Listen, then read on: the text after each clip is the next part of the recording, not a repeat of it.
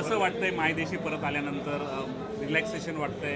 Body रिलॅक्सेशनला काय केलं आणि कसा रिस्पॉन्स होता?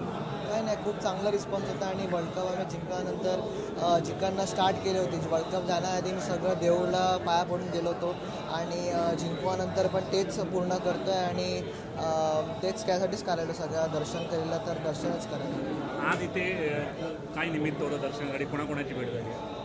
सर्वांची झाली भेट. आप्पा आहेत, भाई काका सगळे आहेत, त्यांची पंकज काका आहेत, सगळ्यांची भेट झाली आणि जीवदानी मंदिर, द्वारकेश मंदिर, साईबाबा मंदिर जे जायच्या आधी मी सर्वांना पाया पडून गेलो होतो आणि जिंकल्यानंतर तेच होतं की परत पाणी पडायचं होतं तर ते योगायोग आला आणि आज तेच करत होतो. का तर भविष्यात पुढे काय प्लॅनिंग आहे? प्लॅनिंग असं काही नाही, पूर्ण आता तेच आहे. आता IPL आहे आणि परत इंडियासाठी क्रिकेट चांगला खेळायचा, अजून मॅच जिंकायचा इंडियासाठी. वसईची तरुण पिढीला काय संदेश देणार?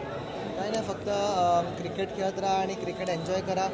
जास्त स्ट्रेस नका घेऊ की परफॉर्मन्स खालीवर होतो, बट क्रिकेट एन्जॉय करा तुम्ही आणि असंच खेळत राहा. सचिनला भेटल्यानंतर सचिनने काय टिप्स दिले का तुम्हाला? ते तर बोलणं होत राहतं आणि ते पण खूप चांगलं बोलतात. जे पण बोलतात ते टिप्ससारखंच असते आणि खूप चांगलं वाटलं, खूप मोटिवेटेड वाटलं की सचिन सरांना भेटलं. थोडं हिंदी पिला